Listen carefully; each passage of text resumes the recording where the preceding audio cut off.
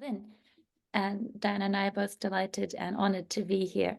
It's the first time at a sweat event for both of us, so I think we were both feeling a wee bit nervous coming into this, but seeing many familiar faces and definitely some familiar names, I think we're both feeling a lot more relaxed now.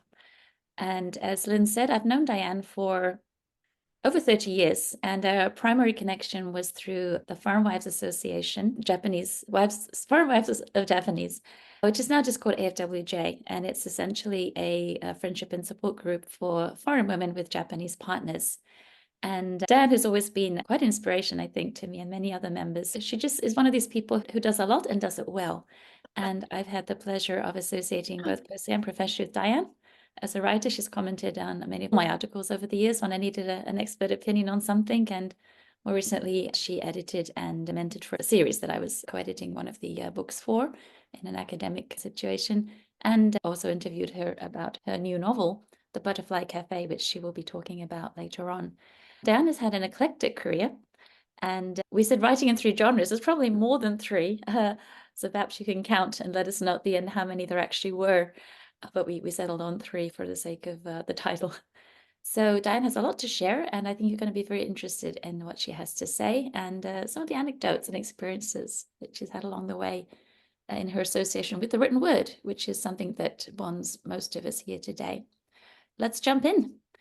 And I'm from New Zealand, by the way. Diane is an American, but now a Japanese national. Is that right, Diane? Yes. Let's go back to the beginning. This is a surprising connection, perhaps, to the written word, but I think it's one that Diane might enjoy telling us about. She came to Japan as a teenager and was a diarist. And I've recently had the pleasure of seeing some of her diary entries that she's been going through and sharing on her social media. So just briefly, Diane, tell us about your very first connection with Japan and how that led to some writing and how you've been revisiting that. Okay, thank you. First, I have to apologize in advance because of my asthma and allergies. I might be coughing and sneezing and blowing my nose a bit. Apologies in advance for that. Yeah, I came to Japan in 1973, and I wasn't exactly even sure where Japan was, and I didn't know that there was a difference between Japanese food and Chinese food or anything like that. Had no knowledge or any preconceptions at all, except I knew Japan and the war and maybe Japan and transistor radios and that kind of knowledge. And I was lucky I had a chance to come to Japan when I was 16 to visit a Japanese girl who went to my high school with another classmate. And we stayed for about 6 weeks with this Japanese family in the Hyogo area. And I'd been keeping diaries ever since maybe I was about 12, but they were like the short 5-year diaries, and I would write things down. And I liked getting letters from people. So I started writing letters to old ladies that are relatives because they were the only ones that would actually write back. And so when I came to Japan, for some reason, the girl I came with and we both wrote down what happened every day. And we wrote down like every detail. Things like Japanese boys are so cute and everything about Japan is good, or the food, the strange food. I didn't even realize what, yeah, I'd heard that Japanese people ate raw fish, but I didn't know what sashimi was because it wasn't popular in the early 70s. And I just had this image that Japanese people took a fish and just ate it like a piece of like fried chicken that was uncooked. And so everything was so new and fresh, and I wrote everything down. And I came across my diary about maybe 10, a little bit more than 10 years ago. And I thought in this old notebook, and I typed it all up and I submitted it to the AFWJ journal because I thought this is really priceless. The view of Japan of from a 16-year-old. And then when I saw it again recently, I started putting it on social media on my Facebook page, and people seem to get a kick out of that. Yes, definitely. Even as a teenager with the typical teenage topics, I think I can talk for a lot of the people who've had a chance to read it that there was a really good IP detail in there. And Diane had a way of telling a story that drew you in, something that definitely has blossomed, I think, over the years. So thanks for that, Diane. So moving on to your professional career, if I'm right, you started your first paid writing work in Japan was as a columnist. Is that correct? For the Yeah, Mainichi? I wrote short columns for the Mainichi Weekly. Person that I'd started working at Tamagawa University, And one of the professors there had been a reporter for the Mainichi newspaper, and they were looking for someone to write 300-word articles for the Mainichi Weekly, which was basically for language learners. And Right. so I just started writing short anythings for them. And at one point, I started writing about my pets because you think, what am I going to write about? And they liked that a lot. So they asked me to write a monthly column about pets called Pet Talk. Oh, And that was fun. And it's like the only time in my life I actually got fan mail. And I got fan mail from this lady who had a chihuahua named Mick Jagger. And she would send letters and pictures of her dog to me through the newspaper. And I thought, wow, I'm like a real columnist here. you were a cat lady before I realized.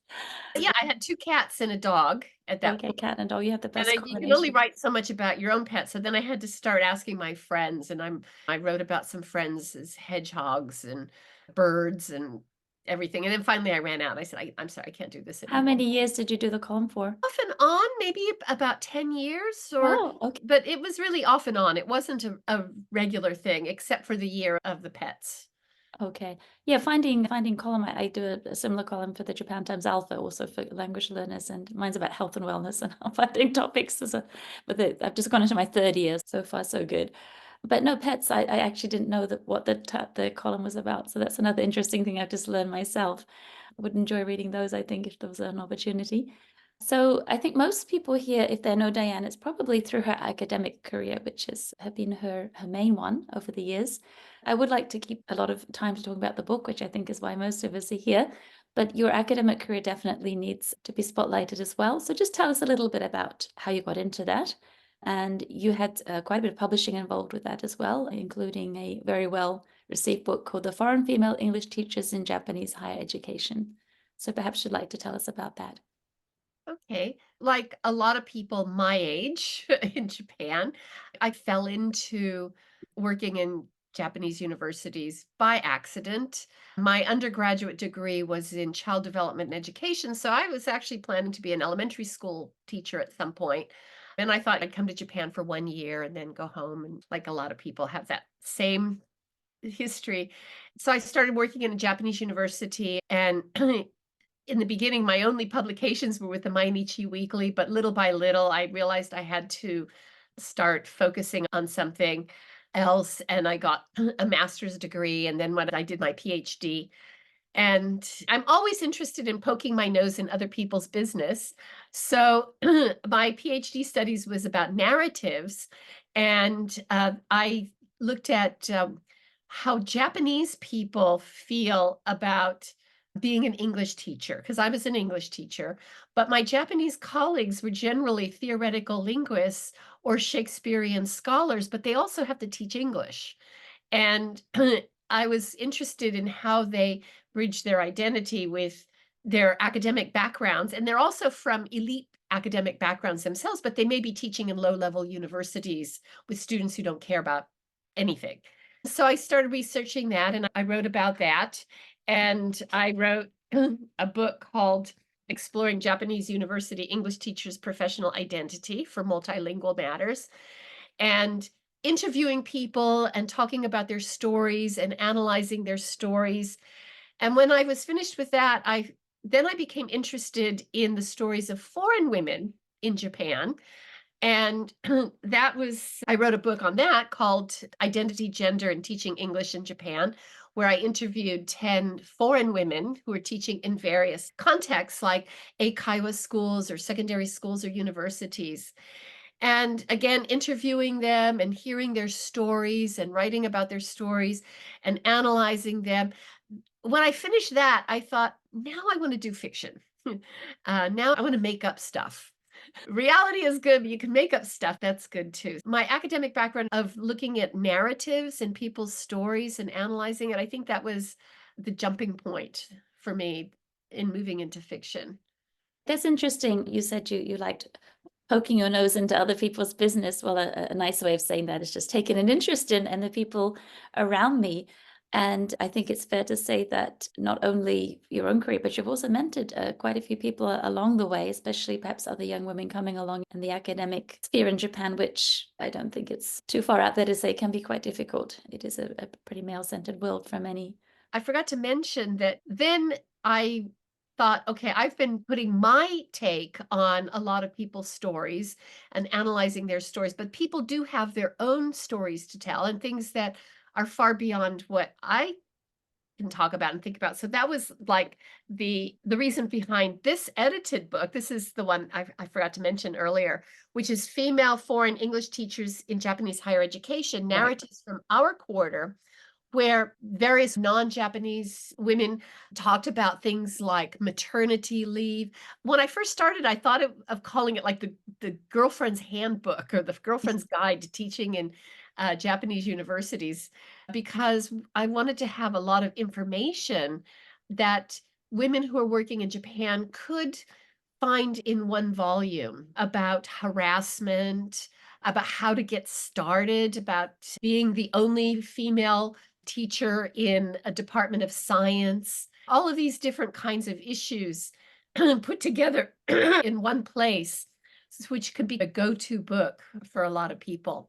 So that was, I think, and there was a lot of mentoring involved in that. Some young people who hadn't really written much before wrote some of their stories, and also some very experienced academics could share their leadership experiences and things like that. So that's, I think, a project that I'm really proud of that was so well received by a lot of That was a people. great book. It was a lot of fun to read it, interesting and fun. And I imagine it was also deeply personal connections for you to write as well. You also have done some monographs too and series editing. Do you want to talk about that a little bit? The monographs I just showed you. Okay, that was it. All right. Yeah, those are the books that I wrote by myself. And I've been working as a series editor for Candlin and Meinert, which is a Japan-based publisher, which was started by Joe Meinert, who's a professor at Kanda University, and the late Chris Candlin from Macquarie University. And they wanted to start a publishing house that would be affordable for people, because most academic books run into hundreds of dollars. And if you don't have a library or research funds, it's really out of touch and out of reach for a lot of people. So they wanted to make it affordable. And unfortunately, before the publishing company could really take off, Chris Candlin passed away. But I think Joe Minard with Chris's wife, they managed to put the company together, and it's still using, and it's quite affordable. The books are print on demand. And there's a number of series in the publisher, self-access learn, I forget what they're called, but Melody Cook and I are the series editor for the Life and Education in Japan series. So if you have ideas to publish a book in that area, please contact Candlin and Meinert. Although I'm not going to be the series editor much longer. I'm going to pull out from that, but Melody is going to take over with very capable hands. Great. And I'd just like to put a plug in. Melody and I worked as co-editors on a book for foreign parents putting their children through the Japanese education system. And Diane was a wonderful mentor for us on that when both of us were still finding our feet a little bit in that field, especially for academic writing, which is not something that I do much of.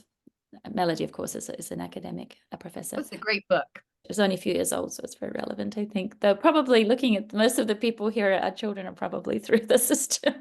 Maybe we have friends or colleagues who could use it. Just staying with the academic sphere a little bit, a lot of your writing outside academia, but still very much connected to education, is your works for non-English for ESL learners. You've got a very wide portfolio of books. Perhaps talk to us about how that came about as well. And I think there's been a couple of surprises along the way with that part of your writing that you might like to share, some somewhat funny. So my first textbook, I think, was like in 1992 or 1993, and I wrote it for Kinseido. And I had been doing a lot of voice narration over the years. Ever since I got off the airplane, people were saying, "Can you come and narrate for us?" So I was doing a lot of voice narration for a lot of textbooks and everything. And one day I was doing a voice narration for Kinseido, and it was for a textbook that was written by my colleague. And I thought, oh, God, I could probably do this myself. I went home and I typed up on my word processor, which I had, and I typed up a letter and an idea, and I put it in an envelope, and I went to the post office and mailed it to the guy whose business card I had. And a couple days later, he called me on the telephone and said, "Oh, good idea. Why don't you write that book?" I wrote the book in the spring break, and it was published the next year. So I think they were quite, I don't want to say desperate, but I think they were quite pleased to have material coming in. For Kinseido, then I went on and I wrote quite a few books. When I counted the total number of books sold, because I get a statement every year for taxes and they just add them on top of each other, it's almost 100,000 copies altogether of the different books. Some of them sold pretty well for a textbook, and some didn't. The good thing about textbooks is if one person likes your book, they force 90 other people to buy it. And because teachers can be rather lazy, and I know that because I'm one of them, if they like a book, they'll use it for a few years. A book does have a lot of potential, whereas with a novel, if one person likes your book, they take the book and they say to their friend, "Here, read this book. This is really a great book." I think the potential of sales with textbooks is pretty good. And wrote a book for Kinseido in 2001 called Simply Writing, and they asked me to revise it and remake it a bit more modern for today. So the new version is coming out for this upcoming academic year. So I had to take out things like, let's go to the video shop and borrow some videos. And when you travel, you really need traveler's checks. I was really glad to update some of the things, but it's a writing textbook for writing. So talking about topic sentences and support and things like that. And this time I was smart. I thought, okay, I'm going to try to make it with something that's not going to get outdated. A pack a suitcase. I think that probably people will have to think about that years later rather than how to fill out a video application card or something like that. That's pretty Um, amazing. What, 20, over 20 years this book has yeah, been out yeah. there. And I think you had a story about a book that was so successful that they republished it without telling you. Oh, that goes back to the Mainichi Weekly Oh, okay. and textbooks. So I wrote a whole bunch of stuff for the Mainichi Weekly, and most of it was very random. And then some years later, I was on a kind of secret committee, which I can talk about now because it's been so many years since it passed, to make the national center exam for the students. And one of the things we had to do on this job was to look at every high school textbook that had been published in Japan over the past 5-year period to make sure there was no overlap in the questions that we were making for the test. And so I'm looking through one boring textbook after another, and then I come across this article. I'm like, "Oh, wait a minute, this is interesting." And some of you here know me, so this might not be such a surprise, but for those of you who don't know me, it would be a big surprise. But it was an article about serving kangaroo meat at a party. And this chapter in this textbook. And then it had this part about, and then we had this ostrich egg that we thought we would make an omelet with at this party, and it would be an event, but we couldn't crack open the egg because the egg was too hard. And even we banged it on the floor and that didn't work. And finally, we had to borrow a saw from the building manager. And when I read that in this book, I thought, okay, this is impossible that it's somebody else's story because I wrote about that for the Mainichi Weekly. And what had happened was the textbook reprinted it, changed a few things. Instead of banging the egg on the floor, they had us dropping the egg on the floor, which is a different image. But they didn't get permission from the publisher, or they didn't notify the publisher, and they didn't get permission for changing things. So I just called the Mainichi Weekly and I said, or probably at this point, I was sending them an email. And I came across this article, and then their legal department contacted the textbook's legal department, and they paid me 10 times the amount of money that I got for the original article. And not only that, I've worked on junior high school and high school textbook committees before. You don't get paid hardly anything when you do that. It's like peanuts. So I think that they got scared by the legal departments. And so I took that money which wasn't a whole lot, but I wanted to do something special with it. And I went to India with my daughter. And it was just such a random thing that I came across this Yeah, article. you wouldn't have known otherwise.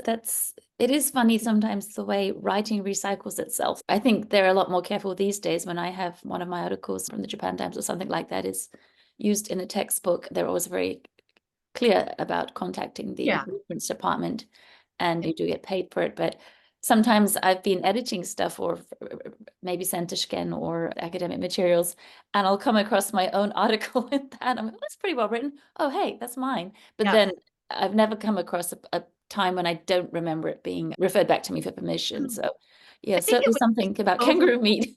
Yeah. They do say that imitation is a serious form of flattery, but not always. You've had a case where somebody quite blatantly Oh, tried yeah. to rip you off. I think you wanted to mention that too. Yeah, Perhaps this is a good time. this was something that was really quite surprising, but in 2020 or 2021 maybe, I got a Google Scholar alert that my book had been cited. And that's always a happy news because you're like, yay, somebody liked my book and they wrote an article. And it was an open access article, which means it's not behind a paywall. And it was from a university's KIO, which is the in-house university publication. So nothing terribly important. And so I clicked on it and I started reading it and I thought, wow, this is really right up my alley. Because what she's talking about foreign women in Japan. And then I thought, oh, wait a minute. And I got my book out. At first I thought, okay, she's made a mistake with not paraphrasing enough. That times people are not very good at writing. It was a Japanese person. And I thought, okay, this person does not paraphrase. But then I looked at it more carefully and it was copied paragraph after paragraph. 60 paragraphs of it were directly copied from this book. And she changed a few things, like if the person's name was Mary, she would change it to Anne. And if the person was from Michigan, she would change it to Kansas. So the person knew exactly what they were doing. And I was really quite shocked. And when my husband woke up that morning, because I'm up really early all the time, I said, "Have you ever heard of Nantoka University?" And he's, "Yeah, it's a university, it's famous for ethics." I'm like, "What? What?" I didn't know what to do, so I contacted, um, my university and the ethics department of my university of what I should do, and they gave me some advice, and I wrote a letter and I ran it by them a few times and what I should do. And in the end I sent a letter by special delivery to the university detailing the original of my book and that paper. And I also contacted the Ministry of Education and filed an official complaint with that. And an investigation was launched, including, I think, several lawyers and people from that university and people from outside. And I can say it did not go well for that person. And sometimes part of me, I think I should feel bad because it did end a career, but it's the same thing. If that person knew what they were doing, and then the person wasn't a beginning scholar, and it was a person who had a PhD from Australia, so they knew what academic fraud was, and they just got caught. But I honestly can't believe that somebody would purposely end their career over a university KIO. It's such a non-important kind of publication to steal 60 paragraphs. So it was academic fraud and it was also academic theft because she pretended to have done the research. Very much. That must have been quite an emotionally stressful time as well for you, I imagine, knowing that you're both in It the same wasn't for field me. and know people. I Did mean, this person ever reached out to you? no, Yeah. but sometimes I wonder when I'm standing in front of the train tracks, I should look behind me. But yeah, it wasn't stressful for me because I was actually in a position of power. But if that person had done it to someone who didn't have a position of power, maybe it wasn't in a published book. Because I also had to contact my publisher because it was a copyright violation for them as well. So it wasn't stressful for me, but I thought it could very well be stressful for somebody else. And I was really glad that it was taken seriously as a problem, and it was. If you're a parent and you send your kids to college, you don't expect their professors to be cheats. Exactly. No, I think good for you for standing up for something that a lot of people might have thought, "I'll let it go." And I'm glad people took it seriously too. That's heartening, I think, because probably there's others out there with similar issues that they weren't sure what to do about. So, well, turning from thefts and cheats to something that's very much your own, and this is perhaps what most people have tuned in for, your debut novel. I keep saying your first novel. We'll allude to that connection a little bit later, but your first published novel, and it's been very well received, and you've had a lot of lovely feedback. But when we talk about the novel, we won't put any spoilers in. So for those of you who haven't had the chance to read it yet, we won't spoil the pleasure of that. But maybe you could just tell us the basic synopsis. And also I think probably many people would like to hear what inspired the stories, since it's about a foreign woman in Japan.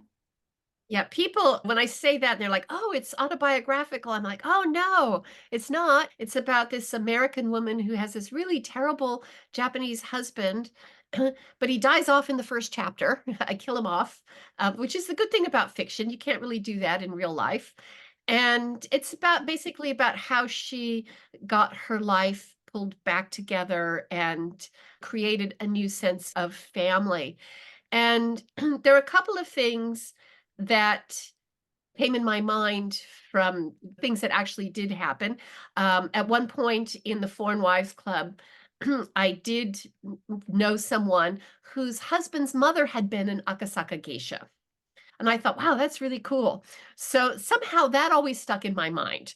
Now, my character's story and her story is nothing similar at all, except she had been an Akasaka geisha. And and in my story, the character's grandmother had been a geisha. And my character doesn't know anything about her husband's past because he lied about everything.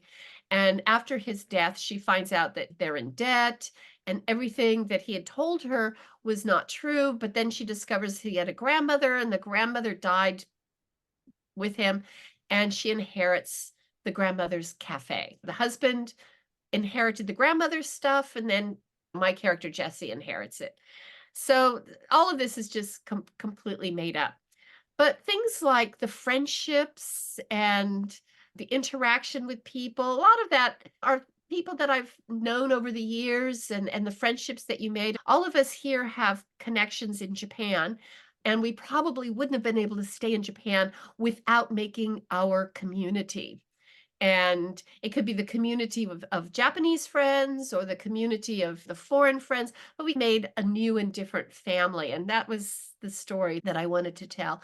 And then some bits and pieces of things that a lot of us have experienced, annoying PTA mothers, or we all know that sometimes the elderly Japanese people have a million hobbies of it's Tuesday, so I do this, and Wednesday I do this. And so I just wanted to show like a slice of life in Japan. Just referring back to discovering a community, I think this is something that I really enjoyed about the book was you can't choose your family, but you can choose your friends, and they in turn become your substitute family, which, as you said, for many of us in Japan is a huge reason why we feel happy, secure, and rooted here.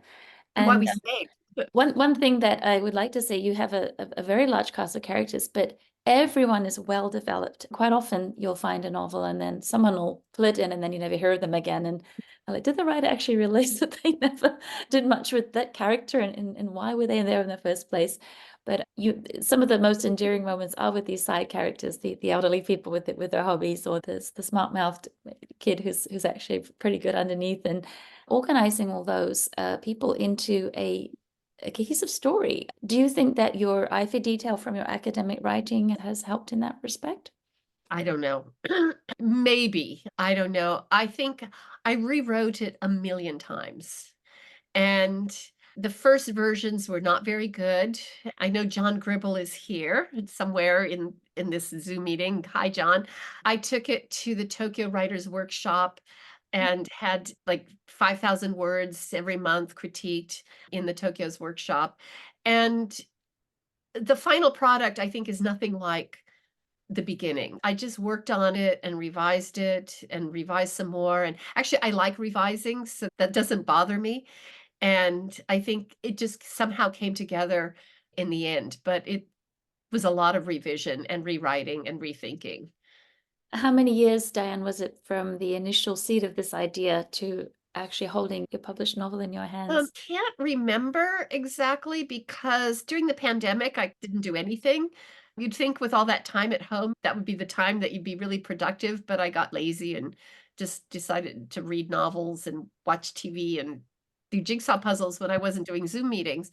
So I had finished it before the pandemic, but I got lazy and didn't revise it. And then I brought it back at one point in the summer. I thought, oh, I really should do something. And I started sending it out again. And most of the time, you just get rejections.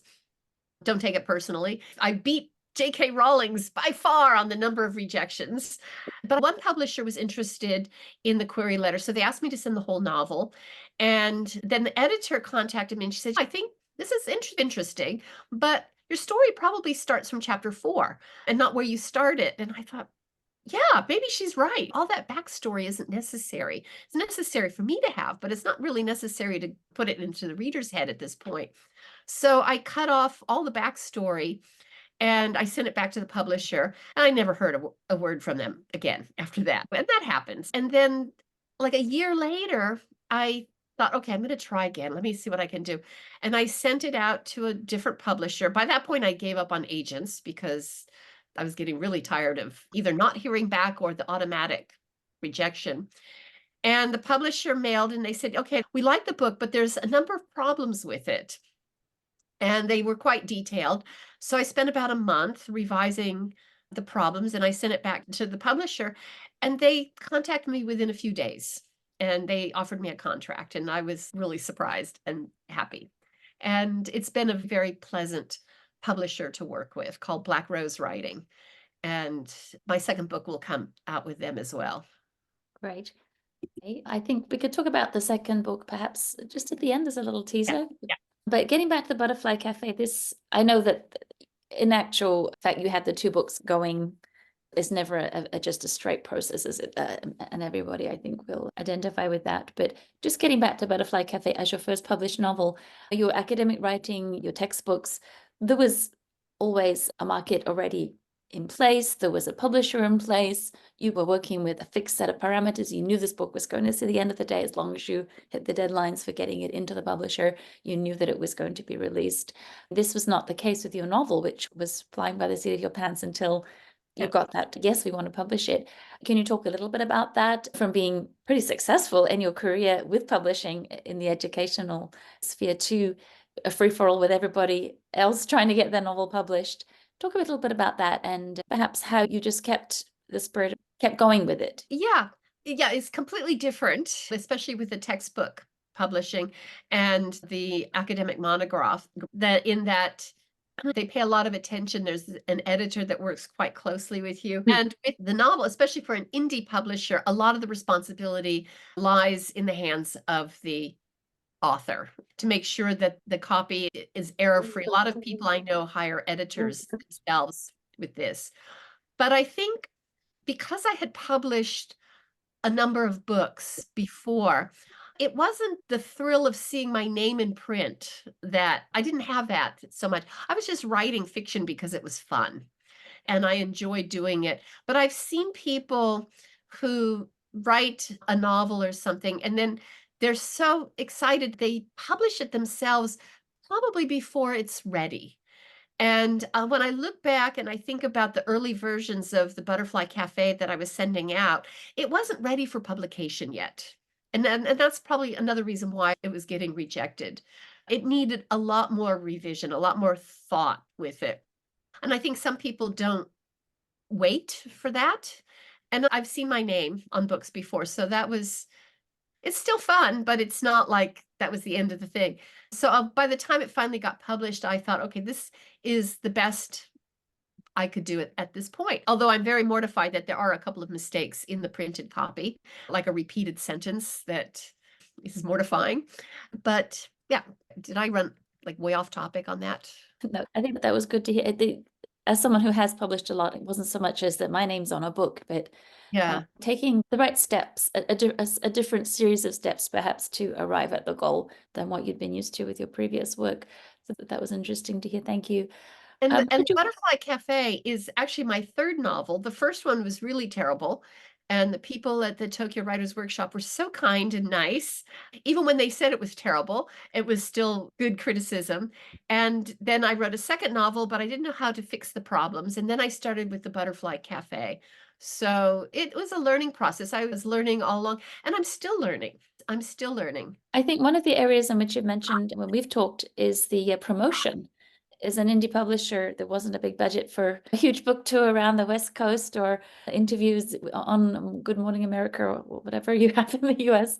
You were pretty much doing this on your own. So do you want to talk a little bit about that, some of the learning curve? Haven't done that much compared to some of the people in my publishing house. One of the things I've really enjoyed by working with Black Rose Writing is the community of writers that are there, and they're sharing their promotion experiences and so on. And I think it's different living in Japan. Like, I'm not going to have library book signings or things like that because this is Japan and everybody lives really far away. And I think the only time that I could have a group of people together was maybe at the writers' conference. One person I know, he paid I think probably a lot of money to have his book advertised in New York Times Square, digital advertising and things like that. So people can put a lot of money into their books and maybe it works. I don't know. The only thing that I've done is I paid to have my book listed in Net to try to get librarian and bookseller reviews. And that was okay. I wouldn't say it was a huge financial success, but it was okay. So I just tell all my friends, please read my book, please share, please write a review because the more reviews that come on to Amazon, it's more likely that people who don't know me will start being interested in the book. If you only have 10 reviews, it's okay. You've got your parents and your brother and your 3 friends. Your cousin in Minnesota? Yeah, exactly. And the goal is that other people beyond your immediate circle will read it. And another benefit of having this rich community of mostly foreign friends in Japan, colleagues, friends, professional groups, because I think we're a good source Yes. of promotion and sharing among ourselves, and then reaching out to the wider expat community in Japan, foreign people, English-speaking Japanese friends, obviously friends and family overseas. It all connects somehow, doesn't it? I think it's about connection. I think perhaps the time has come you can tell us a little bit about your latest novel. Okay. The next novel, which was the second one I wrote, and it's called Finding Naomi, and it's about a Japanese girl who's half Japanese and half American, and her father dies suddenly, and she hadn't seen him since she was 2 years old. She was brought up to believe that he had abandoned the family, and the mother had died when she was quite young, so she was brought up by very conservative parents on a tea farm in Shizuoka. Grandparents, is that right? Yeah, her grandparents, yeah, sorry. And when he died, he'd finally found her. He'd been looking for her all these years, and he finally found her. He rewrote his will and made her his heir, but he's from Nebraska, which is where my family roots are from. So Naomi inherits 2 farms in Nebraska and then has to go and live in Nebraska for a year before she can sell the family farms. And she goes to Nebraska. Not everybody is that happy that Naomi has inherited the Johnson property because everybody forgot that Mike Johnson had had a Japanese daughter to begin with. And some things happen, and it's a bit more of a romance, I think, than the Butterfly Café. There's a love interest, the small town lawyer, and that kind of thing. But I really enjoyed writing about Nebraska and my mother's house, which I feel very nostalgic over. And the main character is like a combination of my mother, my grandmother, and this old lady that used to live next door to my grandmother who took care of her when she got old. And it was fun to write that book. So this is a spin on perhaps the American woman finding her place in Japan, which is the heart of the Butterfly Cafe, to bicultural but essentially raised in Japan, a Japanese woman finding her place in Yeah, a fairly rural, small town yeah. landscape in the US. Have your friends back in Nebraska, people who perhaps you went to school with, you stayed in touch with, have any of them read the book? No, because it hasn't been published yet. Oh, of course. Sorry. Yes. Getting ahead of It's myself. gonna be I've published. actually had the pleasure. I did an You edit have, of the book, yeah, so you I actually read it. It feels like have. it's already out there. Okay. Thank you for reading my manuscript. Yeah, I think some of them will. I'm Facebook friends. I didn't grow up there, but I lived there for 1 year when I was in 8th grade. in that town. And I went back every year with my kids when they were small. So I do feel connected with a lot of people from that community. But yeah, so I hope they read it and I hope they like it. And of For course, I any don't call it different, by that town's name. Hmm? was there any difference in trying to get inside the head of a Japanese character as opposed to the heroine in your first book who is American like you? I didn't really worry about that too much. I think when I wrote about it the first time, I think one of the reasons why I stopped is I thought, oh, maybe I can't write from the position of a Japanese person. Maybe it's not allowed. But then I thought, no, I'm not going to worry about that. And I wrote, and then later I asked Karen Hill Anton about how she felt about writing from a Japanese woman's perspective. And she's, I didn't care. I just wrote it. And I thought, okay, works for me. So, You also have an alternating point of view in that novel, I believe. You have the male protagonist also has some. yeah. But I edited some of that out because some of the scenes where it was from his point of view, I thought maybe it doesn't work that way. So I switched it back to Naomi's point of view. Okay, so it's quite a complex. The story sounds relatively simple. It's actually quite a complex. Again, many characters, and I think you've handled the balance all that really well. That's one of the pleasures of it's very a depth that we don't quite often see in novels. And Wow. one thing that I also would like to say is even though there's a lot of Japanese themed things in there, you've done it so that it's not like this is Japan and everything's got Japanese with brackets afterwards for the English. It's written in a way that those of us who know Japan will go, huh? But people who don't know Japan will not be like, huh? You've hit that sweet spot, which I think is difficult for Japan-based Hmm. stories or stories with a big Japanese flavor. I would like to compliment you on that. I think that's something that is not so easy to do. Before we have a break, maybe we could wrap up our talk side with perhaps your final thoughts on your summing up 4 decades of living with the written word in Japan. And you've retired in inverted commas, but I think anyone who knows you knows that's not really going to happen. You're going to have many things coming up, exciting things, and you will, I think, be continuing to inspire and help others as well with their writing. So just tell us what's coming up, perhaps looking ahead, what you hope to achieve with your written work. Wow. I don't know. Perhaps um, what's concretely happening in the near future that we can look forward to hearing from you, and then a little bit beyond that, in an well, ideal world, what would happen for Diane? I'm trying to revive the first book I wrote, which I realized, okay, it's pretty bad in a lot of ways. But and I realized, okay, maybe I can use that whole book as backstory for an idea I have. And I went in a couple of tangents with this idea, and then I scrapped them. I thought, no, that's not gonna work. And but I've came up with an idea recently, and so maybe using the first novel story as backstory, maybe something, but I don't know. And is there any writing dream that's ahead for you that you would love to achieve? Oh yeah, the writing dream. Oh yeah, I want to be rich. Good luck on that one. Yeah, I Sorry. want to be rich. Might as well dream big. Oh, yeah, I want some producer to come knocking on my door and turn it into a movie, and maybe Meryl Streep can play.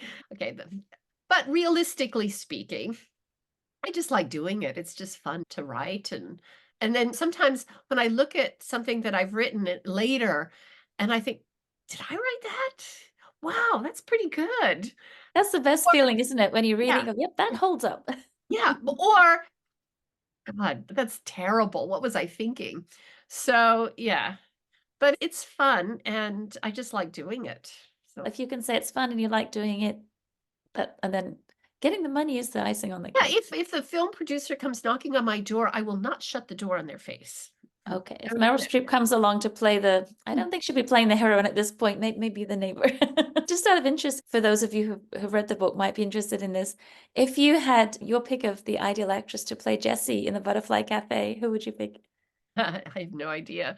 Okay, you haven't thought about that. Well, because I don't really know the actors who are like in their 30s these days. Okay, all Like right. you said, Meryl Streep is gonna be too old. She could play the old lady next door in my next novel. Yes, she could definitely do And that. who's much older than Meryl Streep. Meryl Streep, she can do anything. Yeah, she can do anything. Yeah. Yeah. Oh, Okay. yeah, So but no. your new novel, Finding Naomi, will be coming out also with Black Rose Publishing. Is Yes, that in correct? November. Great. Okay. Congratulations on that, Diane. A Yeah, lot. it comes out the day before the AFWJ convention. And I have to tell everyone who's not a member of AFWJ and who wasn't at the convention that this is an annual event that the Foreign Wives Association has, not during the pandemic, but pretty much every year when members from all over Japan get together. The last one was in Yokohama, and last November we had over 100 people.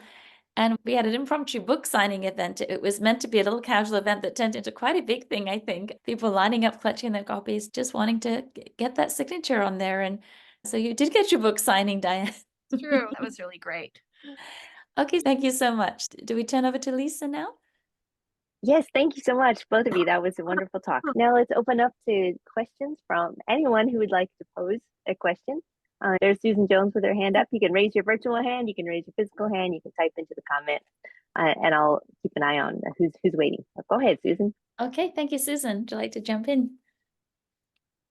Thank you. Oh, that was a lovely conversation. And I know Diane via academia, so I was really interested to hear about all the different venues that you've published in over the years. It's really fascinating. I actually have two questions. One is a quick question, and that is, do you have your own website to promote your work? I noticed that you have a LinkedIn profile and you come up in a lot of Google searches, but do you have your own dedicated website? Oh no, because I don't know quite how to do that. Okay. I really need to do that. Actually, I started it last year and then I got sidetracked and it was really hard. I need to get someone to help me do that. I know a lot of times literary publishers want you to have your own Yeah, website. So I was just wondering if that was something that you have. I'm good at that Mm. kind of thing. I'm not good at that kind of thing either. So I was gonna pick your brain about it a little bit, but I look forward to seeing it someday. My second question is, I'm a translator, and as a translator pitching work to publishers, I find it very challenging, as you did too. There are a lot of rejections, and you got a lot of critiques and help when you were rewriting and pitching. And I'm wondering about the value of investing by yourself in an editor before pitching or a project to publishers. I feel like I'm not an editor, I'm just translating, and I got feedback on my translation, but I feel like there are still some stumbling blocks that probably an editor could help smooth over for me. And I wonder about, is that a good investment? Should I invest my own money in hiring an editor to edit my work before I continue pitching to publishers? What do you think? I think it depends. I didn't have a professional editor for the Butterfly Café, and I didn't also for Finding Naomi, but I did have people read my book, but they were not really reading it like a professional editor would. A professional editor will go through, I think, and I just wanted my friends to read it. And Louise told me things like, people don't say jogging anymore, they say running. Young people, because and another friend read it recently, and she said, yeah, some of these things you say is not what a 30-year-old would say. But I think I've read some indie published materials recently, and I think they probably could have done a lot better if they did have an editor editing their work. So I think it really depends. I think a lot of it depends on how well you know how to do commas, which is really hard. And like I read a book recently that was published, and the person had made so many mistakes in this first version of mistaking where commas should go and periods should go between dialogue tags and beats, conversation beats. So yeah, Right. question. I think it depends. And I Okay. think if you have the funds for it, probably an editor is really worth it. Okay, great. Thank you so much. Or maybe a good friend who is with a keen eye, who is a writer and editor themselves and would like to read your manuscript. Yeah. I think, is Okay. it okay to say that Suzanne was very helpful as well with editing and proofreading and Yeah. giving you feedback in some of the versions too. Suzanne is here today. My forthcoming book, I think there were 4 people who read it carefully for me. Great. It's good to Okay, have thank friends in you. the business. Okay, thank you, Susan. Who else has got a question that they would like to raise? Or maybe a comment? Oh, here are 2 questions from Bruce Smith. Bruce, I think the floor is yours. I see the questions that you put in the chat box. How have you gone about learning the craft of writing fiction? Like trying to learn Japanese, I bought a lot of books, thinking the more books I have on the topic, I will magically know these things. So behind me, I've got a lot of books on writing fiction and also on Japanese. But I think learning it was doing it and being willing to see when things are not working well, and also reading. When sometimes I meet someone who says, I want to be a writer, but I don't read. And I think, I don't know if that's possible. If you can become a writer, if you don't read something, it's being a singer, but you don't open your mouth. And then Bruce's second question, that second book is a romance. Was I trying to write in a genre? I wasn't really trying to write in any genre at all. And I don't think I would call even Naomi a romance, but there's more of a romantic thing that happens throughout. So it's a novel that has an element of romance in it. Whereas I think a romance genre has a very specific way that things happen by such and such a page. Boy meets girl, boy loses girl, boy gets girl. So I don't think I was writing in a particular genre. I would say the genre would be more like women's fiction. Mhm. And If I can ask a follow-up question, did you have any particular role models that you had in terms of your reading that influenced your writing? not really. There was a time in Japan that you would read anything that came your way in English because English books were worth their weight in gold. When I first got here, I read like piles of fantasy and science fiction, which I would never normally read in my life. I just like books, but I do tend to read like women's fiction.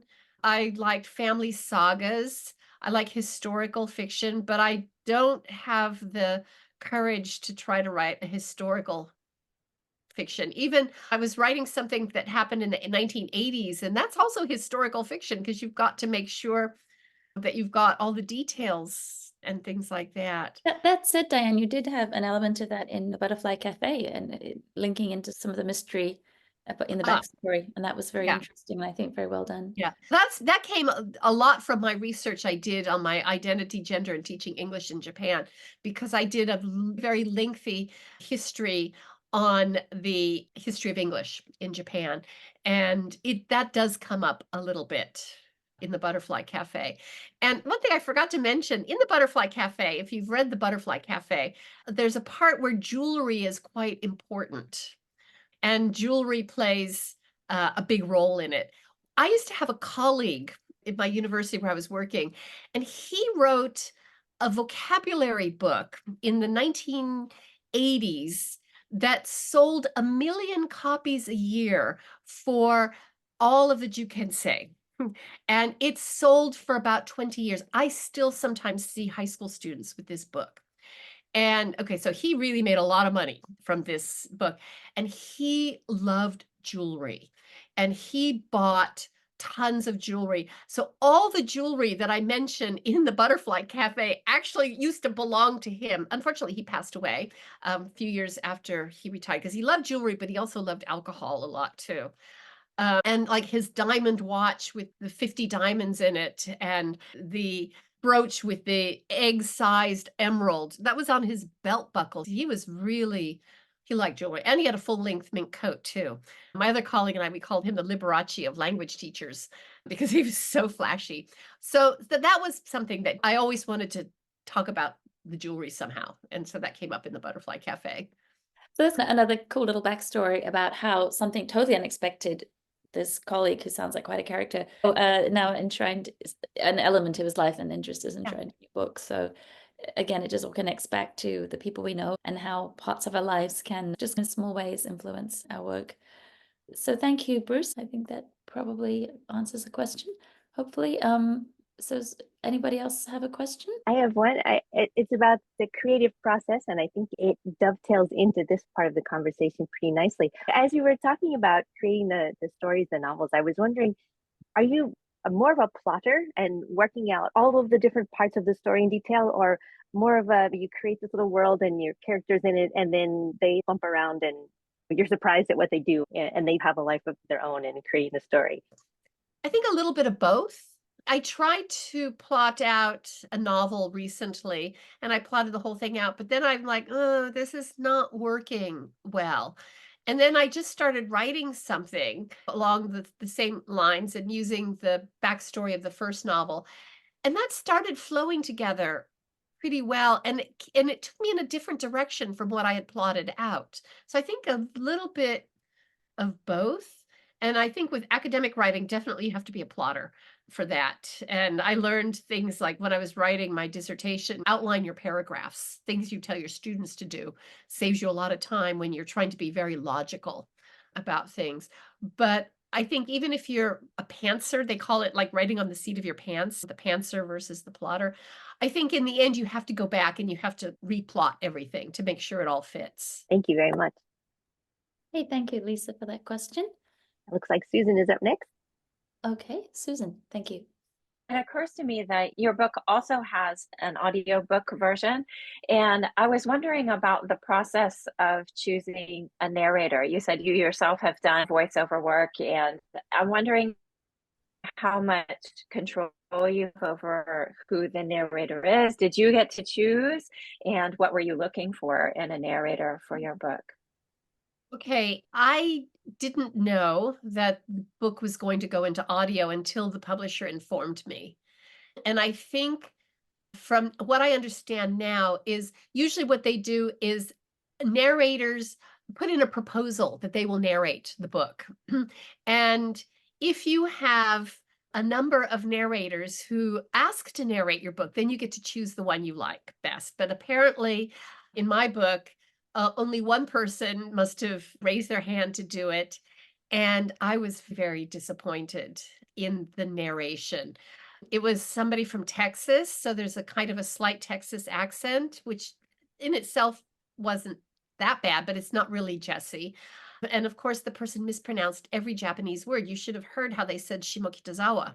It was Shimokitawazawa or something. So I was disappointed. And I listened to a lot of audiobooks, but I realized the audiobooks I'm listening to are the best sellers. Tom Lake is narrated by Meryl Streep, which I haven't listened to, but when the narration is really good, it's really fabulous. But then another friend pointed out to me that I would be the one that would be irritated by the mispronounced Japanese words, but probably a lot of readers don't notice that. And I realized, yeah, if I'm listening to a book and the narrator mispronounces Russian cities, I wouldn't know. But I wasn't really happy with that. But an indie book, you don't really have that much power. And the narrators, they work from royalties, so they don't get paid for that. And apparently I've learned that a lot of people can set up a sound booth in their basement and then they start doing narration jobs. And it's not something you could really do by yourself. I wouldn't be able to do it here. You need a studio for that. Yeah. And like Suzanne said, it's very expensive to produce an audiobook. Diane, did you mention your disappointment with the pronunciation, for example, to the publisher? If the second book, if Finding Naomi, also becomes an audiobook, would you have more say? I don't know how much more say I would have, but I would definitely tell the publisher like early on, if there's a narrator, please have them contact me to pronounce the names. Although there aren't that many Japanese names in the next book because most of it takes place in Nebraska. I'm surprised that the narrator didn't check into these things. And one thing that was really irritating for me was Jesse's daughter's name is Mia, but the narrator calls her Maya throughout the whole book. It's like Tim and Tom. But then again, if someone's just listening to the book, they're not going to notice that it's wrong. So if she's consistent, it wouldn't be confusing for the reader. And I wasn't happy with it, but it is what it is. Because when I signed the contract, in the contract, the publisher arranges the audio. Okay. Thank you. I think that's Thank you something very that much. a lot of us who haven't published major fiction would not know that. So it's all a learning curves. Yeah. Thank If your you. name is Stephen King, I guess you get to choose a lot of stuff. Okay. All right. Anyone else? Okay, Julie, thank you. Hello, Diane. Thank you for the interview. I just wanted to say I really enjoyed the book. I love to read. I'm like you. I would read text off the back of the cereal box if there was nothing else to read. And I read for entertainment, and I really enjoyed the entertainment value of your book. Thank you, thank you, thank you. When you publish something, it's like taking off all your clothes and running around naked. It could be a real disaster. So, thank you so much for your encouragement. Okay, thank you, Julie, for that lovely comment. Yes. Thank you, Diane, for sharing so much with us today. And I'm just Thank you, wondering, Suzanne, you're my idol and mentor. thank you for saying that. So I'm just curious about how your family is reacting to your literary career, and have they read your books? Are they interested, or like, Yeah, my son actually bought 2 copies, and I think he read maybe 50 pages of it, but then he got busy. And he gave another copy to his wife's parents, which I don't think they gonna read because I don't think they read in English. My husband hasn't read it. He thinks he has because I've told him about it. My daughter read like an early version of it, and she made some comments, and I made some changes according to her comments, but I don't think she's read the book yet. okay, Yeah. I think that's fairly common. Yeah, isn't that interesting? And Nearest and Dearest, who, I'm sure all of us who were writers when we were kids would bring home our essay. I got an A for my story on blah, blah, blah. And you go, oh, that's so wonderful. And yet now we're actually doing it for a living. I don't read our stuff. Yeah. The most praise I got was probably when I was 10. It is ironic. But I think, again, your peers and your friends in your community in Japan are probably your first informers. And if it sucks or it needs changing, they'll be the ones that tell you that in Yeah. a nice way. So But again, my son-in-law's mother read the book recently, and she said she really liked it. So I was quite happy about that. is she American? She's American. Okay, well, that's good to hear. I wonder, because you are drawing on, it's not about any particular person, as you said, but you are drawing on people that you've known in your life and perhaps composite characters and situations. Are you prepared for the idea that someone might come and say, hey, that's me in that book? I don't think anybody could be Jesse. If it is, that'd be like a total coincidence. Yeah. And in the other book, Naomi, the next door neighbor, is definitely a combination of my mother and grandmother, and they're both dead, so they're not going to come back and get me over that one. My mother used to say such outrageous things that would embarrass me to no end when I was a kid, but it's pretty funny in a fictional character. Okay, so Finding Naomi might be slightly more personal in that respect. Okay. Any more questions for Diane? Yeah. Lena? Lena, okay. Hi, yes, sorry for not turning my camera on. Thank you so much for sharing all that. That was really super interesting to listen to. And I'm curious because, yes, you had a career in writing, but it was mostly academic writing. So I'm curious, what made you go into writing fiction? Was that always a dream, and were you just waiting for the right moment, or how did that happen? I think because I've always loved reading fiction. And 20 years ago, was it, Suzanne, that you started an online writers group? I didn't start the group. I was a member of it, but someone else started it. Yeah. Okay. But so there was this idea, this dream. And I think that was before I started doing my PhD. So doing the PhD froze everything, kind of fictional dreams at that point. I think maybe I always had the dream, but I wouldn't say that I was writing fiction. I was always writing like letters and diaries. I've got a whole box full of diaries that off and on over the years. I'm scared to look at them now. So yeah, I think I just evolved into it, but I wasn't doing it all the time. I just like writing. Okay, thanks. I like typing. John, I think you're next. And then I think Lynn had her hand up a moment ago. You can go next after John. Okay, I'll be quick. Diane, congratulations on what looks like a beginning success as a fiction writer. Thanks to you. And thank you for your review on Amazon. Anyway, thought occurred to me a moment ago. How much do you think the Butterfly Café story is kind of a fantasy for you? That's an interesting question. Yeah, it would be a fantasy to own a cafe and have people come in and the community. Yeah, I don't fantasize about killing off my husband, though. He's fairly okay. I fantasize about inheriting a whole bunch of jewelry and property and money. That would be great. But I think I would like the idea of a community of neighbors dropping in all the time and that kind of close-knit community, which we do have our communities in Japan, but it's not quite the same as what Jesse's got in the Butterfly Cafe with the neighbors and those people. So yeah, that's maybe an idealized fantasy. Thank you. And really, thank you, John, for the Tokyo Writers Workshop. I think you mentioned Lisa had a question. Lynn had a question? Thank you. I was trying to write it into the chat, but I'll try to be articulate.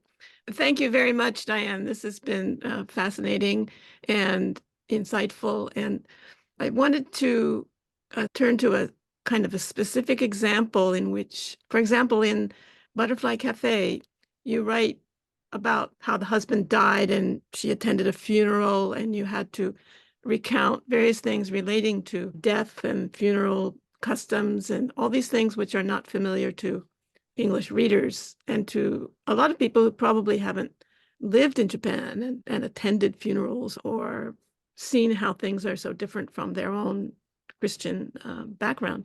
So I was wondering, one of the big challenges of nonfiction writers is getting across cultural content in a way that doesn't exoticize it, but makes it really relatable, that people can learn, okay, this is how it's done in Japan, and it's not weird, it's not distasteful or somehow heretical, it's the natural thing. And I think you did that very well with the book. And I wondered if you had any sort of advice of how you saw yourself writing about this and improved on it and made it the way it is. Was there a process there, or did it just work naturally for you?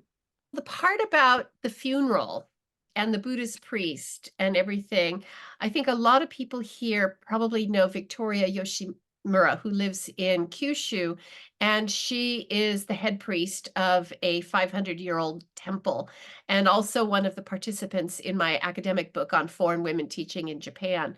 Some of the stories that she told me during the interview, like, because she's also a high school teacher, and sometimes she has to change into her priest wear in the bathroom at lunchtime and then go do some funeral rites and then come back to the high school and then get back in her regular clothes.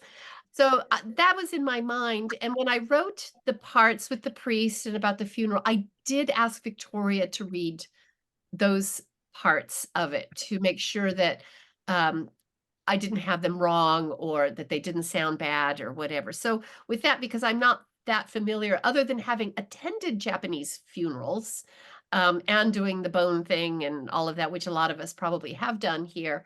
The other parts, I think, because I've lived in Japan my entire adult life, that it's just the way it is. I didn't want to write a book about Japan. I just wanted to write a story, and this is where I am. And I think that's why people who live in Japan tend to like the book a lot. Yeah, I think this is one of the most interesting things about the books that have been coming out recently, is that we're able to read about Japan without having it sound like something strange and different. It's just another one of the many distinctive cultures. And this is why I think if people read your book, they'll get various insights on how to do that mechanically or writingly that can carry over to nonfiction writing as well. Something we did touch on earlier, but one thing that I really did love about this book was, aside from the great story, it didn't feel like Japan was being explained paragraph by paragraph with, let's be honest, quite often clumsy Japanese with English brackets behind it that we get in some books.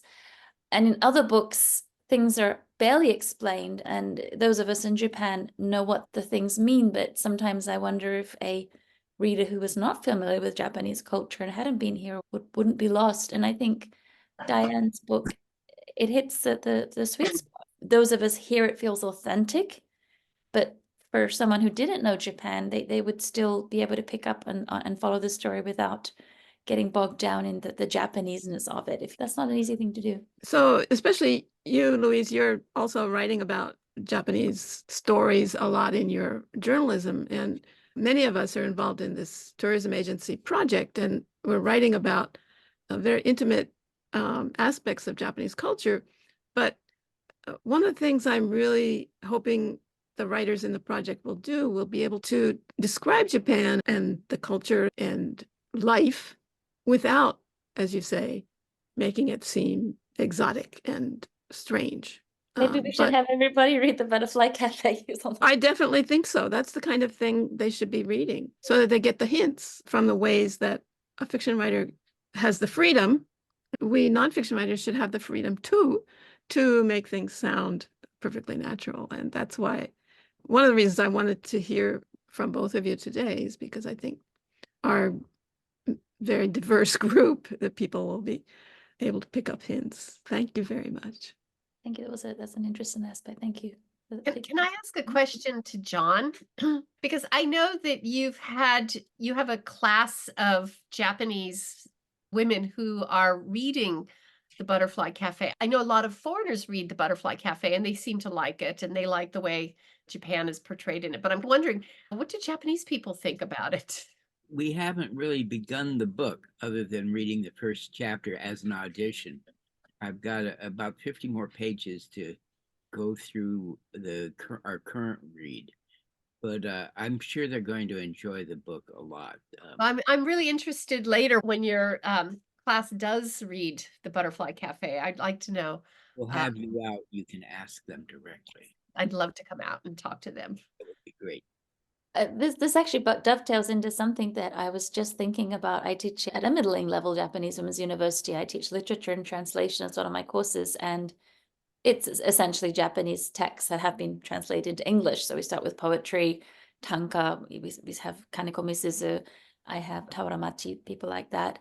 And then by the end, I make them read a novel. Usually I pick 2 novels by women if I can. I try to pick women authors. And I'm wondering if I can extend that Japanese translation to include books about Japan written by Japan-based English writers. And the Butterfly Cafe would be, or possibly Finding Naomi as well, because the protagonist is pretty young. They would be good candidates. So I'm thinking about talking with my head of department about bending that slightly creatively to include your novel, Diane, maybe next year. And Well, I'm a bit of a geek about things, and I ran the Butterfly Cafe through a software called Lex Tutor to find out the difficulty of the vocabulary. And it's not that difficult. The vocabulary that's used in the book would be not difficult for a college student. It doesn't use a lot of hard words. we might have to have you come and talk to them as well.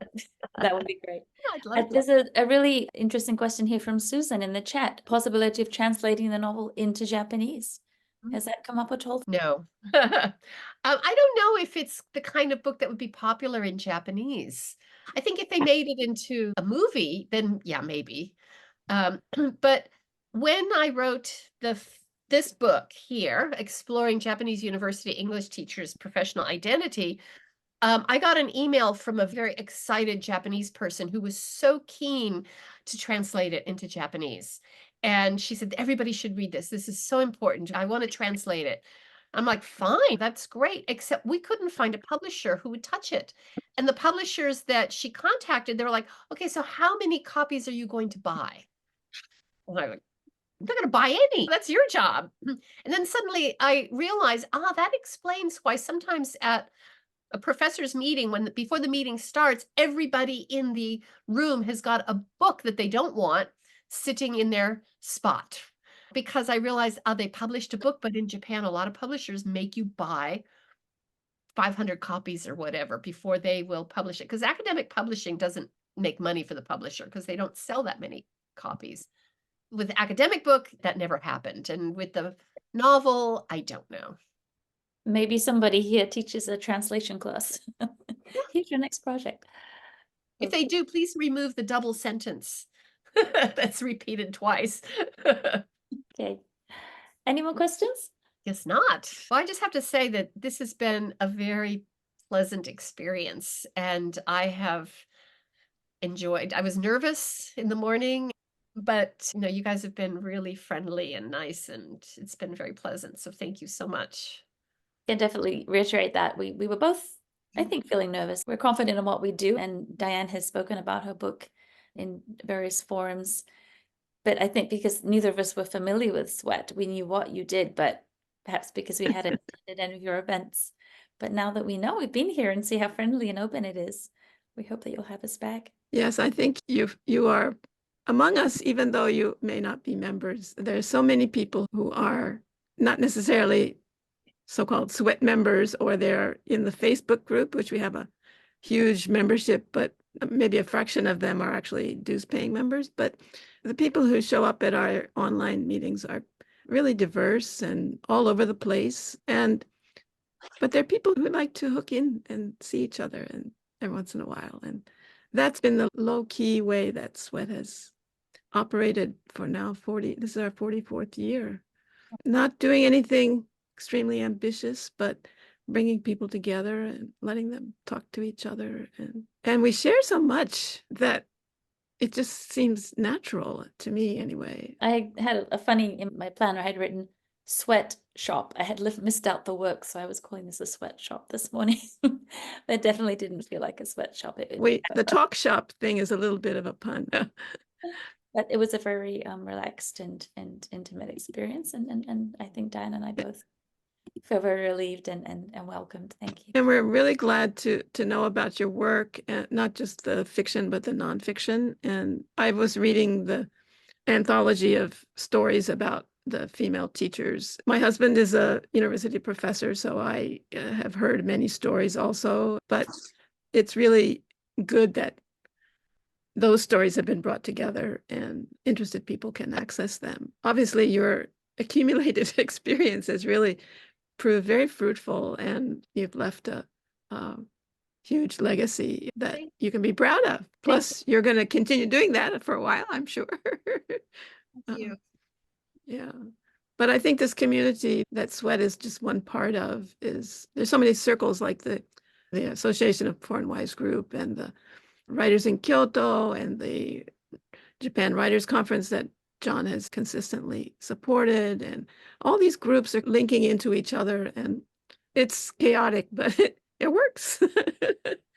And a lot of our members are now overseas, part-time or full-time, and the online talks have helped to allow people to join from wherever they are. Unfortunately, it's hard to organize a talk where people in Britain can join as well, and that's something I regret. But we now have quite a few people in Britain who have returned there from long stays in Japan. So maybe we'll have a Britain-centered event soon. Thank you. This was an amazing talk today. Thank you very much.